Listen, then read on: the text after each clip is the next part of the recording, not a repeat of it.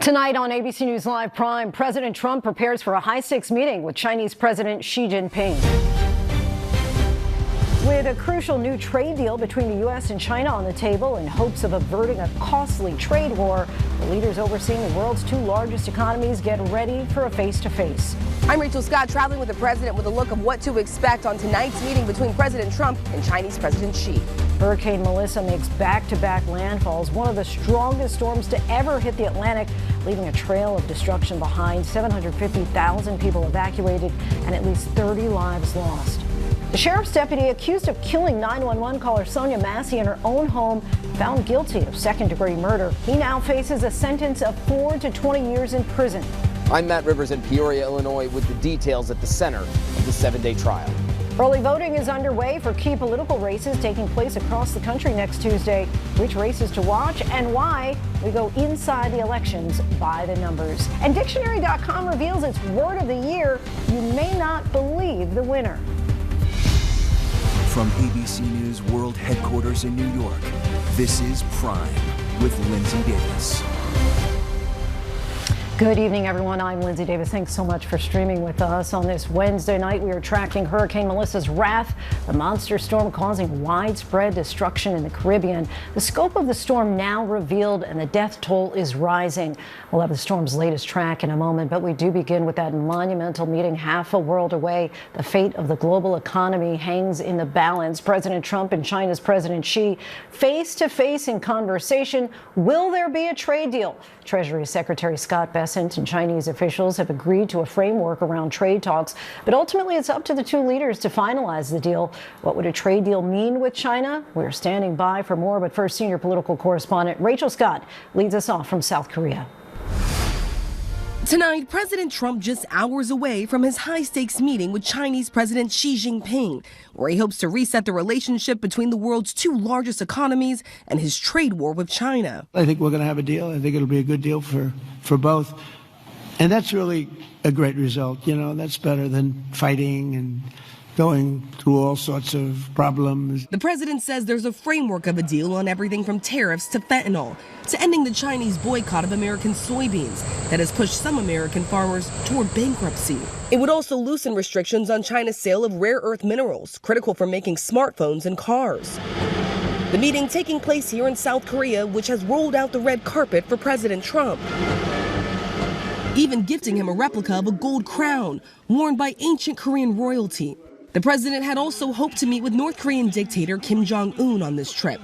Today, he pledged to mend ties between North and South Korea. I know you are officially at war, but we will see what we can do to get that all straightened out. But Kim did not publicly acknowledge Trump's invitation to meet, instead test firing a new round of missiles capable of carrying nuclear warheads. Tonight, as the president prepares to meet with China's President Xi, who could be president for life, Trump himself acknowledging his own time in power is limited.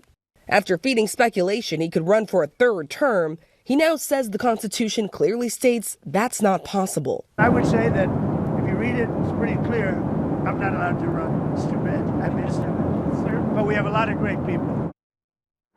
Sounds like he's switching gears there. Rachel Scott joins us now from South Korea. Rachel, there was other news out of the White House, of course, today as well. The White House fired members of the D.C. Commission slated to review President Trump's construction projects. Tell us what happened there. Yeah. Yes, Lindsay, as the president's here in South Korea, even as the government shutdown drags on, construction of the president's ballroom is now well underway after the east wing of the White House was completely demolished. So tonight we are learning that the president has fired all 6 members of the Art Commission that was slated to review the president's construction projects. A White House official tells us they will be replaced with appointees who are more aligned with the president's priorities. Lindsay. Rachel Scott from South Korea for us. Thanks so much, Rachel. And for more now, we're joined again tonight by Alice Hahn, who's the director of the macroeconomic and geopolitical advisory firm Greenmantle. Alice, good to have you back. President Trump is set to meet with China's President Xi soon, their first face-to-face meeting in 6 years. Is it an understatement to say the global economy hangs in the balance? No, I would completely agree with you, Lindsay, and I like the word monumental that you used. I think this is going to be one of the most important meetings of this year, politically for both countries and the rest of the world. top of mind, I think, will be the fentanyl-related tariffs. There are signals already that they may be reduced by 10%. Next is the soybeans issue, where China seems to already be making some concessions through 2 to 3 cargoes that they've already committed. The third item is rare earths, where I suspect there will be an extension on some of the export controls from China. And the fourth, I think that probably the biggest issue right now is going to be the chips. Will America reduce the export controls, especially for higher grade chips like the Blackwells? I think that that is top of mind because it's going to have huge ramifications for China's competitiveness in technology and AI. I think it's not a coincidence that we've got Jensen Huang, the CEO of NVIDIA, there with Trump in Korea. That's going to be what I'm watching. Are you all surprised that after months of threats, reciprocal tariffs, and with trade deadlines being extended, that so much will come down to a meeting between these two presidents? It's very clear for both leaders that personality really matters. And my sense is that Trump really wants to have good personal relations with the Chinese President Xi Jinping. He seems to be in deal-making mode, fresh off of, I think, a diplomatic victory that he perceives in Japan. So I think that what is going to be crucial is the two of them meeting and setting a more positive tone. That is what happened in the previous Trump administration to end the first trade war in Argentina, if you recall, in the G20. This, I think, is going to be another monumental meeting that will, as Trump and Besson and the rest of the team seem to allude, set a framework for ultimately the second trade deal that we'll see in the second Trump administration. In her reporting, Rachel Scott mentioned some of the issues that could be part of any deal: tariffs, rare earth minerals, soybeans, and fentanyl. But what about the other huge outstanding issues between the two superpowers, issues like Taiwan, TikTok, and Russia? Well, firstly, I think TikTok is baked into the cake. I think ultimately a deal has been set that China believes is agreeable to them. The Chinese believe that they don't have to concede much because ultimately TikTok hasn't been sold according to the framework of the deal. I think that that is very much going to happen. I'm less sure about Taiwan and Russia-Ukraine. On the Russia-Ukraine front, I don't think the Chinese want to have that being a line item in negotiations right now. They certainly do not want to sacrifice their ironclad relationship with Moscow in any kind of a trade-related deal or even a geopolitical-related negotiations with the U.S. On Taiwan, that is going to be, I think, probably the most sticky point. The Chinese have made it very, very clear that, both at the military parade recently and in media statements, that Taiwan is the #1 concern for Beijing. I think over the medium-term horizon, going into 2026, that will come up again as an item of discussion in which Beijing could put pressure on Washington to commit to opposing Taiwanese independence. But I think right now the priorities for both sides, including Beijing, are to A, reduce tariff-related tensions, and B, reduce tensions related to the export controls on rare earths for the Chinese side and on chips for the American side. Alice Hahn, we thank you so much for your time and insight. Appreciate it. Thanks, Lindsay. Next tonight to Melissa, the strongest storm on record to ever hit Jamaica, with winds up to 185 miles per hour. Communities underwater, roads blocked, houses destroyed. More than 70% of the island is currently without power. Lee Goldberg is standing by with the track. But first, ABC's Ike Ajachi reports on the scope of the devastation. He's been in Jamaica from the very start. Tonight, after slamming Jamaica with 185-mile-an-hour winds, the death toll is rising across the Caribbean, and Melissa is still a powerful hurricane on the move. Search and rescue missions now underway across Jamaica. We made our way from Kingston to hard-hit St. Elizabeth Parish slowly, the roads covered with rocks and debris. The parish taking a direct hit, and Melissa came ashore like no other hurricane before it, cutting across the country like a buzzsaw. Video from police forces in the town of Black River shows residents taking refuge at their station. Authorities say they found at least 2 bodies here amid the destruction. In hard-hit Santa Cruz, where torrents of water rushed through the streets Tuesday, this is what's left of the St. Elizabeth Technical High School, the roof all but completely ripped off. Storm chaser Jonathan Petramala finding residents that rode out the storm, some telling him they literally held on for their lives. So you had to you climbed up during the hurricane onto your roof to nail it down so it wouldn't blow away. Yes, so it wouldn't blow away. And I see other people, residents in my area, their roof lift off, church, everything. So there was a team of us out there trying to help other people also. Some 25,000 Jamaicans are in shelters, and some 25,000 tourists are stuck on the island. R.J. Smith shooting this video from his hotel as he rode out the storm in Montego Bay. There's destruction across the Caribbean in Melissa's wake. In Cuba, some 750,000 people remain in shelters. Officials in Haiti reporting at least 25 deaths so far. Linsey, the town of Santa Cruz is completely devastated. A wall of water and rock came rushing through the town, covering everything. Getting back to normal is going to take months. Linsey? Our thanks to Ike Ajachi, and meteorologist Lee Goldberg is tracking Melissa for us. Lee, time this powerful storm out for us. Okay, Lindsay, it's a rough night in the Bahamas, especially central Bahamas. Still getting belted by this storm. No, it doesn't have that pristine structure it had when it slammed into Jamaica or Cuba, but it's still a powerful Cat 1 with 90-mile-per-hour winds. A lot of thunderstorms around it. There's been up to 10 inches of rain, a 7-foot surge, and it'll leave the Bahamas tonight after a rough night. Now, then it moves up, and it's probably just west of Bermuda tomorrow night. There could be a brief time where there's hurricane conditions there, and then it goes out in the Atlantic. The reason it's steered away, it's this storm. So we do pay a price for deflecting Melissa away in the terms of a windswept soaking rain along the I-95 corridor. It's a rough day. Some of the heaviest rains could be over New York City in the evening commute, then into New England. Now, we dry out for Halloween unless you're in the interior. The problem, Lindsay, is we've got big winds behind the storm. Could have some gusts to 40 miles an hour for trick-or-treaters. Lindsay? All right. L to the G. Thanks so much.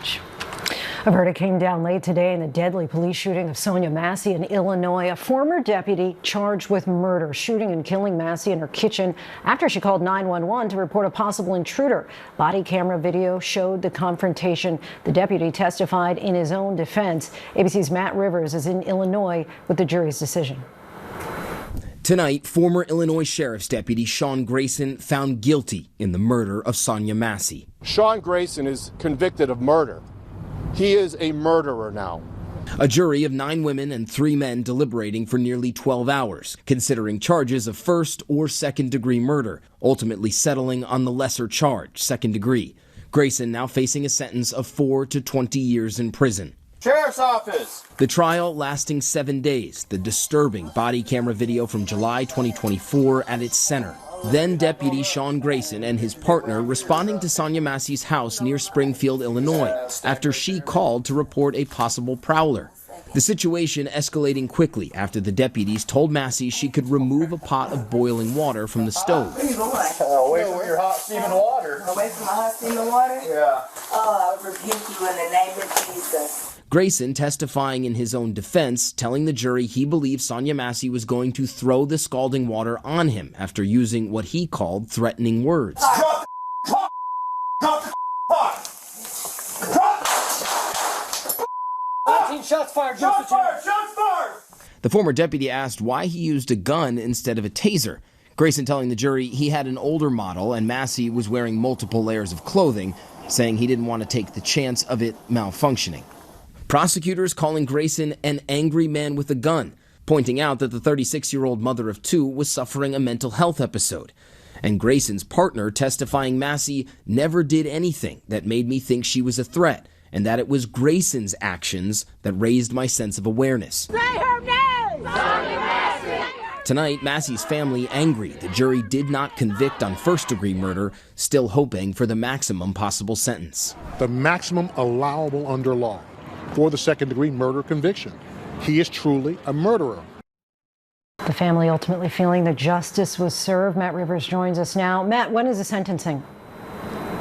So as of now, Lindsay, the scheduled sentencing is January 29th. Grayson led out of the courtroom in handcuffs as he awaits that sentencing.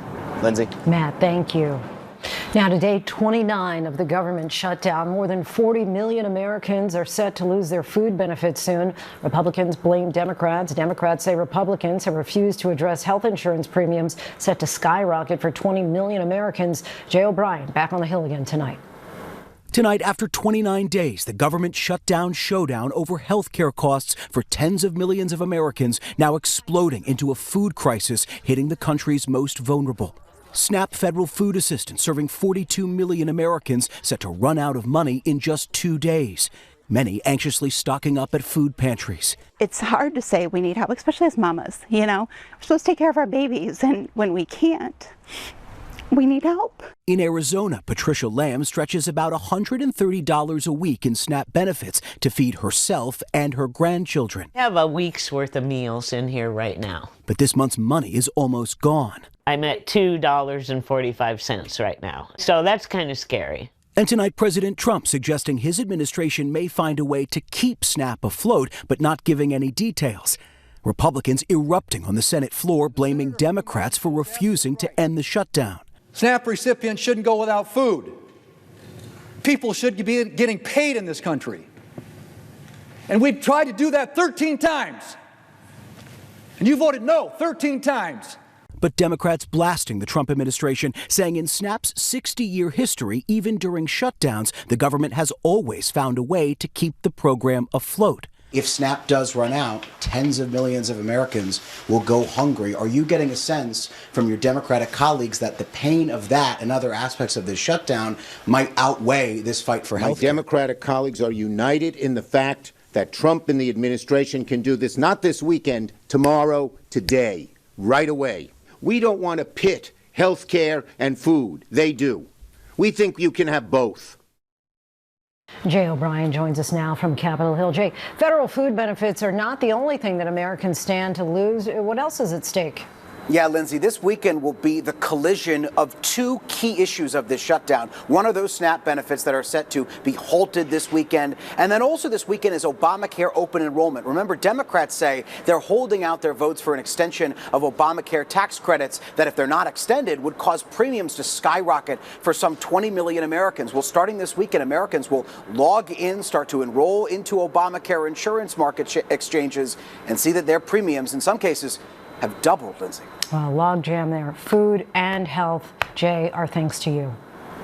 The shutdown left the Federal Reserve without key data on exactly where the U.S. economy stands when they met today. But this afternoon, they proceeded to deliver the quarter-point cut that had been expected. It's the second rate cut this year. Our Elizabeth Schulze was at the Fed for today's announcement, and she joins us now. Elizabeth, how did the Fed come to this decision amid the shutdown? And Lindsay, you're right. The government shutdown really does cloud the data for the Fed. They don't have a lot of the official government data they rely on to make these decisions about interest rate cuts. And that was really kind of the message that we heard today from Fed Chair Jerome Powell. He said, OK, we're moving forward with this rate cut today, which will lower borrowing costs today. So could potentially mean things like lower credit card rates, slightly lower borrowing costs for some consumers and businesses. But Powell then went on to say, we really don't know what the plan is from here. He didn't say clearly that there would be another rate cut this year in December. I had the chance to ask Fed Chair Powell about how they're thinking about the fact that inflation is still going up. Should American households, consumers expect that inflation will continue to go up this year because of those tariffs? So the basic expectation is that there will be some additional increase in inflation because it takes a while for tariffs to work their way through the production chain and finally get to consumers. Lindsay, not exactly what consumers want to hear ahead of the holiday shopping time, that we're going to see those prices continue to go up because of tariffs, possibly through next spring, he told me. And that's just a key reason why the Fed is on hold now, waiting to see how those inflation figures will play out, how the jobs market will play out, and it kind of wants to wait and see what will happen next with that cloudy outlook right now. Yeah, cloudy for sure. How did the stock market respond? Well, the stock market doesn't like a cloudy outlook. They want certainty, and investors had really been pricing in another rate cut this year and more rate cuts next year. So investors are saying, well, this isn't what we had in mind. So the stock market was lower on the back of this news. I mean, we have seen the stock market continue to hit record highs, Lindsay, week after week, fueled in part by the expectation that these lower rates will make it cheaper for businesses to borrow money. Another really key component there is just the growth that we've seen in some of the biggest companies in the stock market. But then this real question about what it means for households and how the Fed is looking at this question going forward. Not a lot of answers right there, and investors want answers. They don't like questions lingering. All right, help us understand understand it all a bit more. Elizabeth Schulze, thanks so much. Thanks, Lindsay. We have new details and images in the case of the teacher shot and wounded by a first grader in Virginia tonight. For the first time, we are seeing body camera video showing the moments after that teacher was shot by the 6-year-old. Here's our Chief Justice correspondent, Pierre Thomas. Tonight, we see for the first time the tense, scary moments in the aftermath of a first grader shooting his teacher in an elementary school classroom in Newport News, Virginia in January 2023. There's Abby Zwerner after being shot in the chest and the hand, being carefully lifted by rescue workers trying to save her life. Moments later, she's in the ambulance, sirens blaring.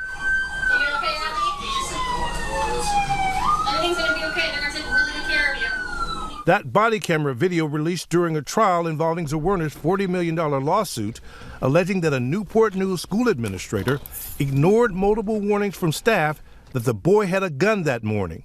Today we learned that the bullet fired by the 6-year-old boy remains only inches from Zwerner's heart, still too dangerous to remove. And tonight, more details about just how dangerous and surreal it was. As soon as he shot it, I was walking down the hall and I heard, and I went right in. Abby was in, the teacher was bloody. And she came out. She came out, we moved the kids out. JT. Stood there and I took JT. I was the one who called 911. Lindsay, the trial continues tomorrow. We're waiting to see if the teacher will take the stand to give her account of what happened that tragic day.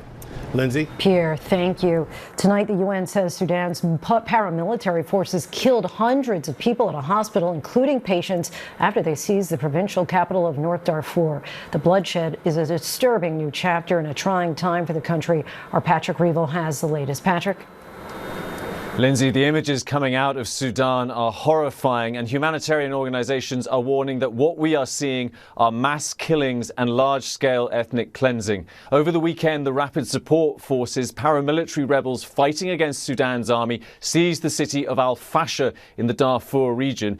Videos and testimonies suggest that since then, RSF fighters have been executing large numbers of civilians, often filming themselves as they do it. Now, videos show bodies in trenches and strewn in fields. Researchers at Yale University are studying satellite images that they say show piles of bodies from mass executions. To give a sense of the scale of the killing, they say that bloodstains on the ground are visible from the satellites. The WHO today said 460 people may have been killed at just one maternity hospital. Now, experts are making comparisons with the Rwandan genocide. Sudan's two-year civil war is estimated to have killed 150,000 and driven 14 million people from their homes. The capture of Al-Fasher means the RSF now controls all of Darfur, splitting the country in two. Experts say that we now may be seeing the final stage of the Darfur genocide that was attempted 2 decades ago, the non-Arab population being killed and driven out.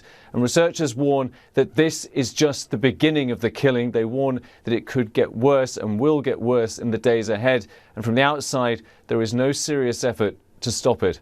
Lindsay. Just horrific images and scenes there. Patrick, thank you. Officials in Rio de Janeiro say that at least 121 people, including 4 police officers, were killed in a massive police raid on a drug gang embedded in low-income neighborhoods on Tuesday. Authorities originally said that the death toll was much lower. The operation, which involved 2,500 police and soldiers, was Rio's deadliest operation ever and has drawn criticism for excessive force. Rio state government says that those who were killed were resisting police.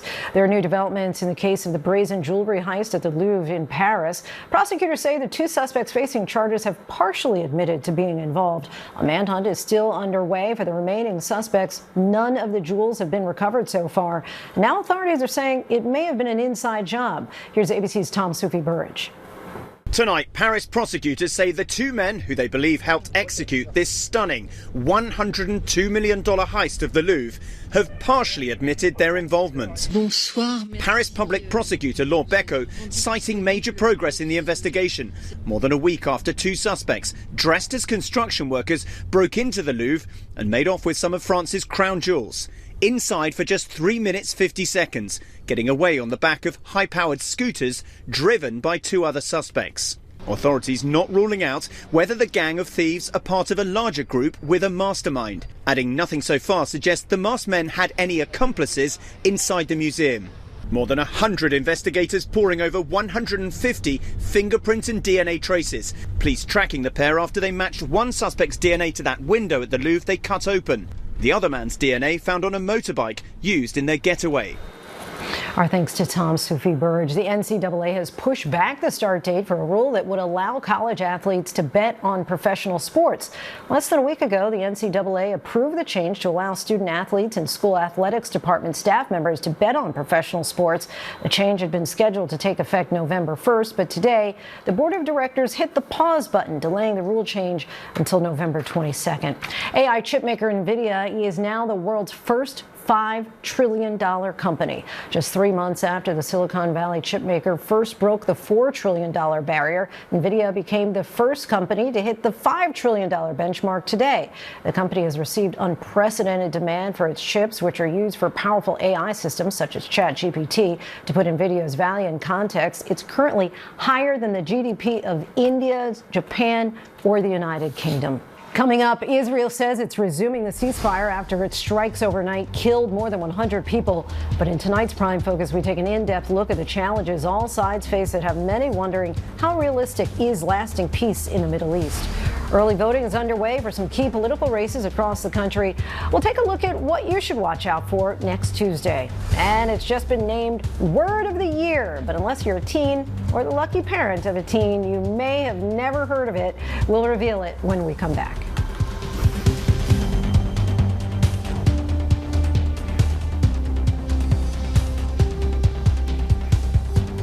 Welcome back, everyone. Gaza's Hamas-run health ministry says more than 100 Palestinians were killed in a wave of Israeli strikes overnight. The Israeli military says they carried out a series of strikes on what they described as dozens of terror targets and terrorists. The IDF strikes came after Israel's defense minister accused Hamas of an attack in Gaza that killed an Israeli soldier and of breaching the terms of return deceased hostages' bodies. Today, Israeli defense forces say that they have begun the renewed enforcement of the ceasefire, but the events of the past 24 hours make it clear just how fragile that ceasefire is. Our Tom Sufi Burge has a look at how the historic agreement came together and the challenges all sides now face to turn it into a lasting peace. After 2 years of war, Gaza is in ruins. And now, after 2 weeks, the fragile US-brokered ceasefire facing its biggest test.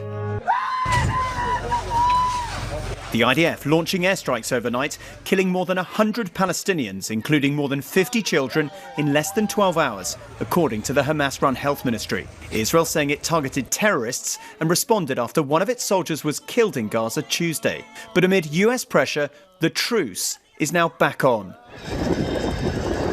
Before last night, the agreement allowing nearly 500,000 Palestinians to move back to ruined homes in northern Gaza, says the UN. As more desperately needed aid flows into the strip. Suleiman al-Najjar showing us the spot where his family lived and where he says 20 of his relatives died when a missile struck earlier in the war. Suleiman dreams one day Gaza will be rebuilt. His hope now is that the nightmare of war is over. والله احنا رسالة للعالم احنا بدنا نعيش بسلام. والله ما بدنا أي حاجة غير هيك. In Israel, the euphoria when 20 living hostages were released, replaced by the painful process of returning the dead. So far, 15 funerals after Hamas handed back some hostages' bodies under the deal. Ella Jaime saying goodbye to her husband Tal more than 2 years after he was killed.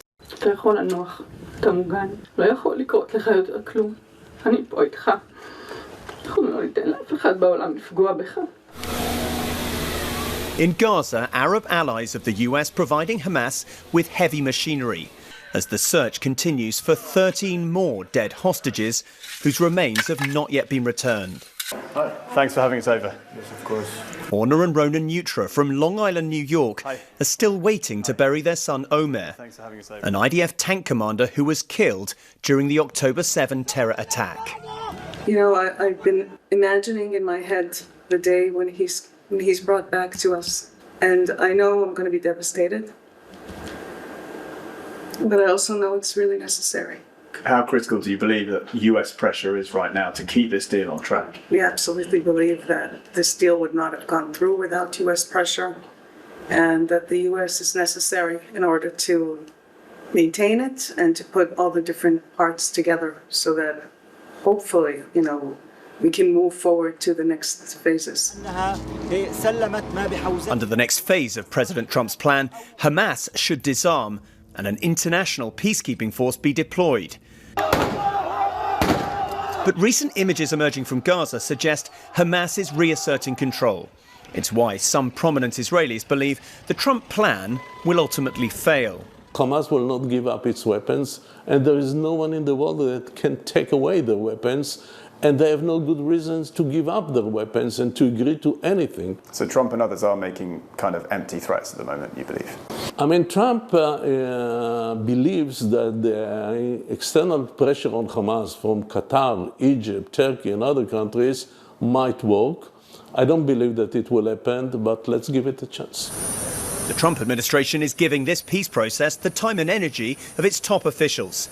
Vice President Vance in Israel last week, pressuring all sides and expressing optimism that progress now could pave the way for a new era in the Middle East.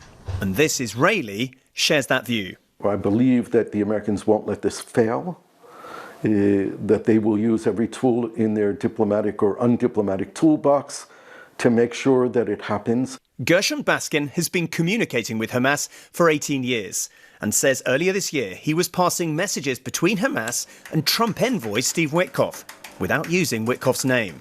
Witkoff said to me, if I see my name coming up in an Israeli intelligence report, that you're talking to Hamas and using my name, this channel is dead. So I called them the Americans or the guy from Washington or used all kinds of names like that, but everyone knew who we were talking about. The White House would not confirm or deny Baskin's role.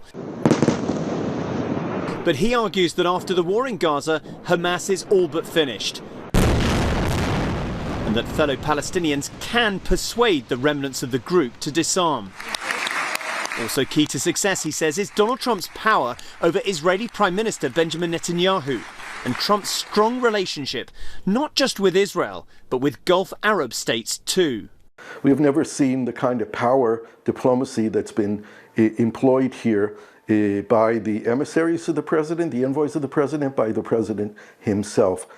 And, Trump locked Netanyahu into the deal, and Netanyahu could not say no. The American relationship with the region is much broader and deeper than it's ever been.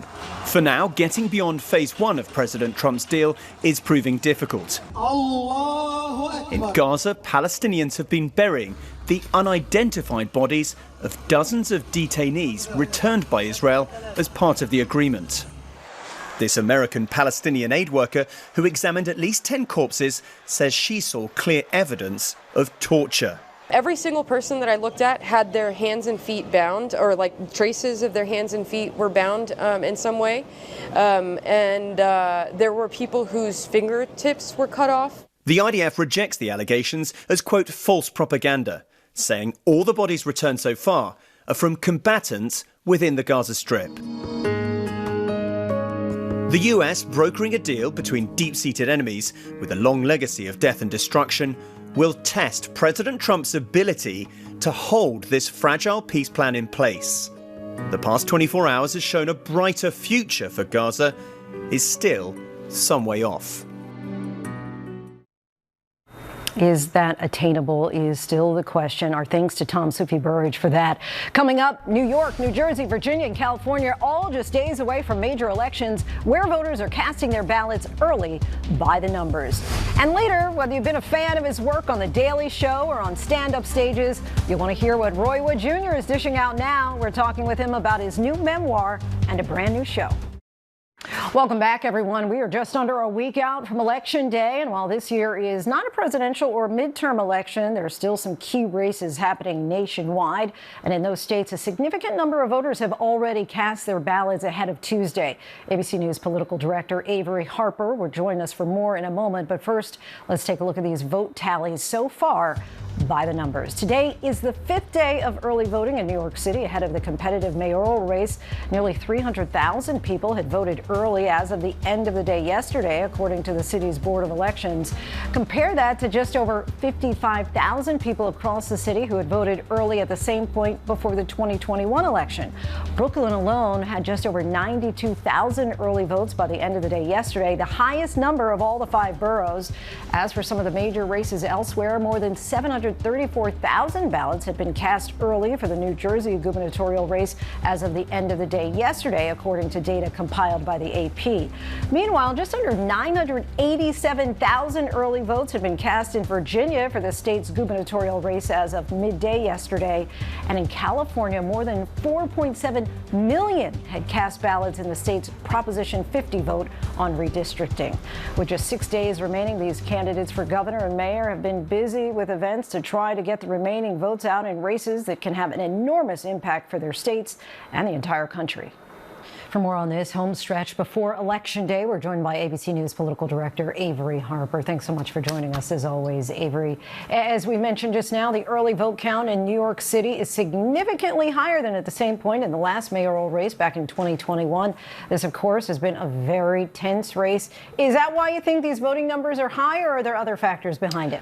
Well, I think it could be for a few reasons. You have to remember that voting is habitual, and early voting is relatively new in New York State. It was first implemented in 2019, so it could just be that folks are more comfortable voting early than they were back in 2021. Also, it could be an indicator of enthusiasm in this race. There's lots of attention on this race. It could be anti-Trump sentiment. In a very liberal New York, this is one of the first times in a general election that voters are able to head to the polls, and that could be a mobilizing factor to get voters out to the polls this season. And for the gubernatorial races in New Jersey and Virginia, where a large number of votes have been cast already as well, what's the latest that we're hearing about those races? Right, when you look at the polling there, we see the Democrats leading in those races. That's Mikey Sherrill in New Jersey and Abigail Spanberger in Virginia. They're leading the Republican candidates, Lieutenant Governor Winsome Earl-Sears in Virginia, and Jack Ciattarelli, who is the Trump-endorsed candidate in New Jersey. But we're going to have to wait and see exactly what happens there. I mean, it's important to note when you look back at 2024, these are places where Kamala Harris won in both states. But there were significant shifts in terms of the electorate. They shifted right toward Donald Trump. And so I'm interested to see what happens there. And for the Prop 50 vote in California, how could that vote change the makeup of the House? Right. It's all about redistricting. This is an effort to redraw congressional districts in that state in favor of Democrats. It's an effort that Democrats in that state say is to combat some of the redistricting or redrawing of congressional districts in Republican-led states that we have seen that are designed to draw some more pickup opportunities for Republicans. Essentially, what could happen here if Democrats are successful in that state, and polling suggests that they might be, is that we'll see a shrinking of the competitive number of House races that are up for re-election next year. So it could be a really big deal in terms of the control of the House. Avery Harper, thanks so much for your insight. I know you'll be joining us this coming Tuesday night when Prime is live from 7 p.m. to midnight Eastern Time, covering all of the results. And coming up, Dictionary.com announces its new word of the year. We'll tell you what it is. And our conversation with comedian and author Roy Wood Jr., now out with a new memoir and stand-up special. We'll be right back.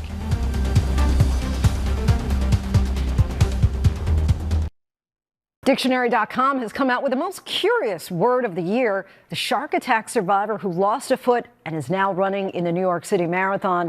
And why did a professor earn a Guinness record for his playing of Dungeons and Dragons? These stories and more in tonight's rundown.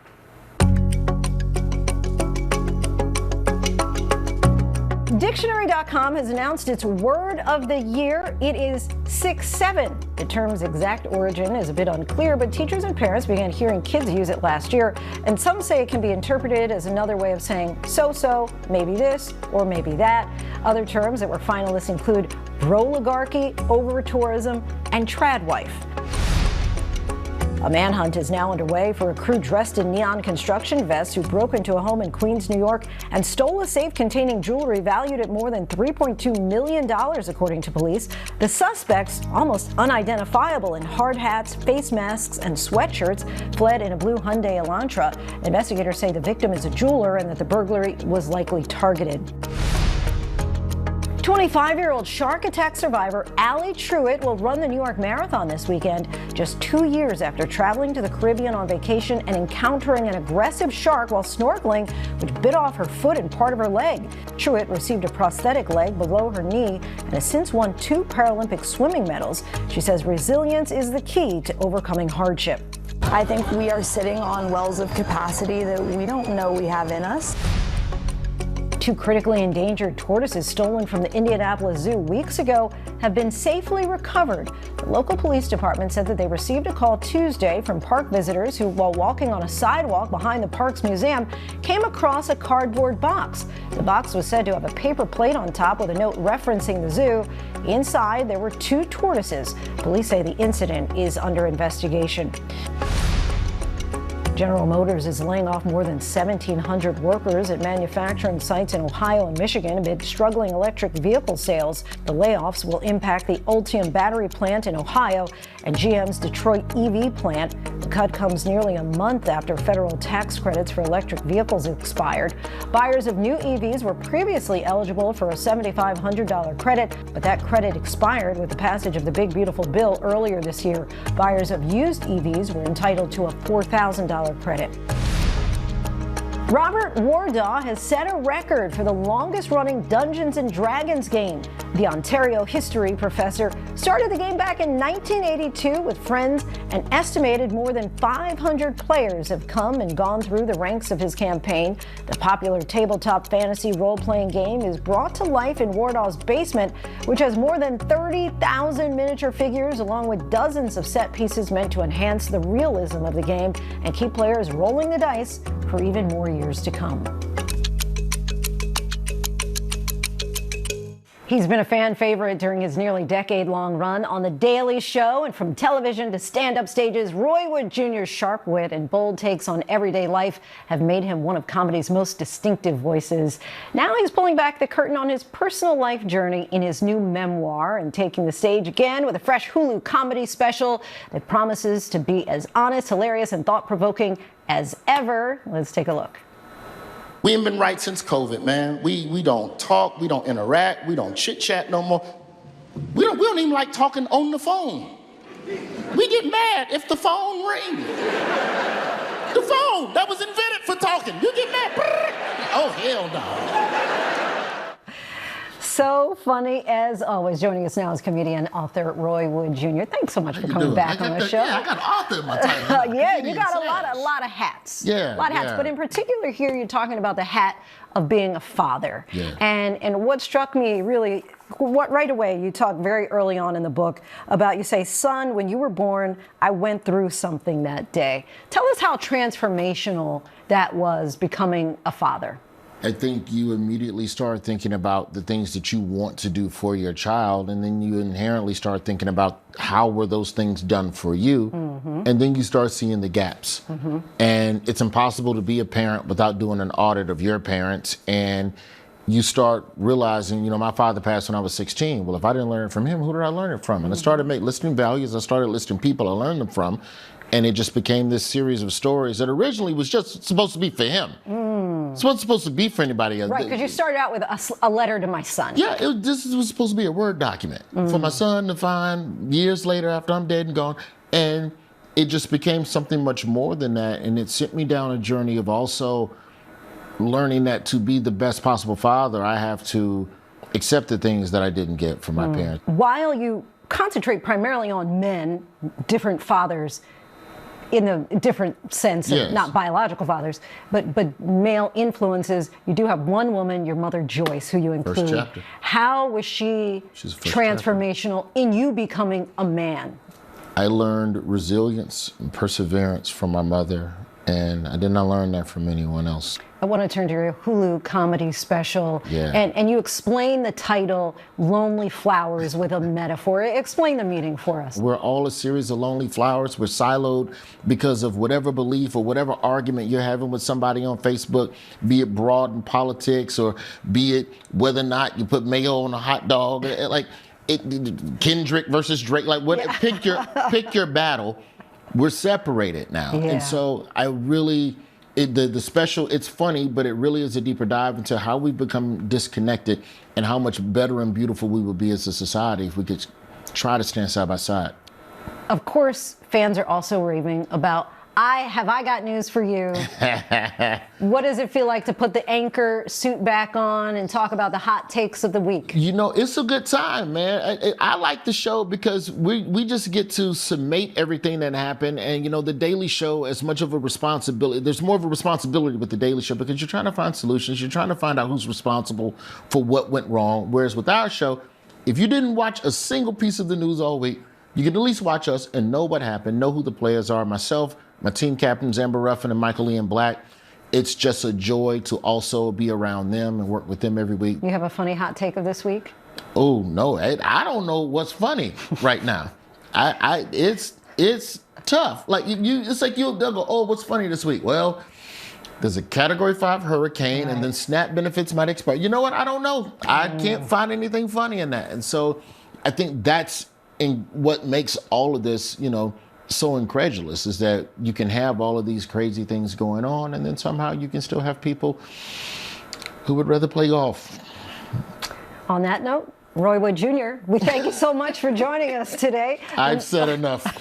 The Man of Many Fathers is now available wherever books are sold, and be sure to catch Lonely Flowers, now streaming on Hulu. And that is our show for this hour. I'm Linsey Davis. Be sure to stay tuned to ABC News Live for more context and analysis of the day's top stories. Thanks so much for streaming with us.